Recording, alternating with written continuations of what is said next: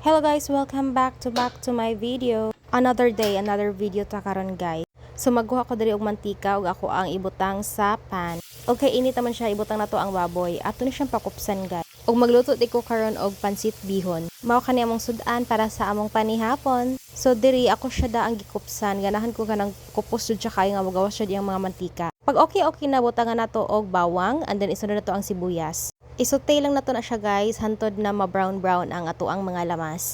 After ka okay na, butangan nato og toyo. Pag mugawas na ang kahumot sa toyo guys, ato na siyang butangan og sabaw. So magbutang nato dirig tubig. Pag gahuman na nigluto guys, sa kaingon jud ko kalami ba ni ipares og tinapay. So pagabutang nato sa tubig guys, isunod din ako ang nor cubes. And pagabukal sa sabaw gamay, gibutang nako ang carrots ug dili sa dugay guys, ako din gisunod ang Baguio beans. Pagabukal niya ana dayon, ako dayon gilunod ang bihon nato. Wala ra kay nako ni pabukalig maayo kay dili ko gusto glata ang iyang gulay. So wala pa din ako gilunod ang bihon, nagutang sad ko og black pepper.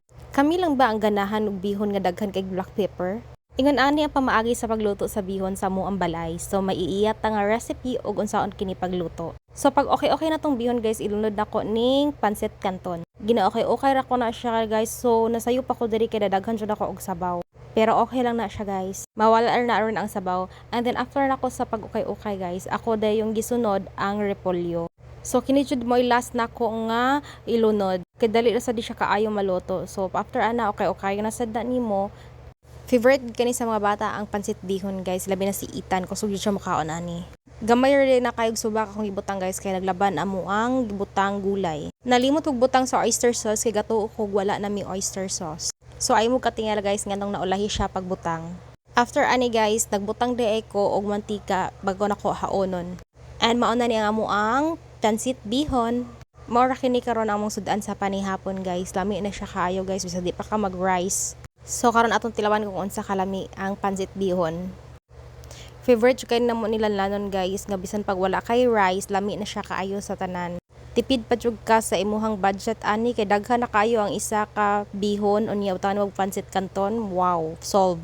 Sakto kayo ang lasa guys ug ang mga gulay niya dili siya lata. So mao gini ako ang ganahan sa pansit bihon. Kanang maka-feel pa kag crunchy sa imuhang gulay nga gikaon. Ito pansit guys. So naamong bata diri guys, dili na siya mahimo nga wala na siya intro. Kay mag-hi guys gid siya kay ipakita niya sa inyuha nga nagkaon siya. Grabe ka na siya pakanon og pansit bihon guys. Gana kay sa kaon pure buyag. Makita man jud sa lawas. Sa inyong mga anak ba guys, unsay favorite nila nga ulam? Ang nakarindot lang gud aning bata agod kay di jud siya mamili og sudan. Pero una jud mahurot ang sudan kaysa sa iyang kanon. Ang nakabilib lang dira mga memes kay bisan wala na siya sudan, mahurot jud gyapon niya iyang kanon. Maunang dili jud mi maglisod og pakaon sa mga bata diri sa balay kay dili man sila mamili og pagkaon. Anyway guys, kini siya singot kay siya kagikan siya sa duwa. So amo siya pakanon una, usa na mo siya sibinan. Og diri ra tama na akong video guys. Daghan king salamat sa inyong paglanta. And please guys, don't forget to like, comment, and share. Kita-kits sa sunod. Bye!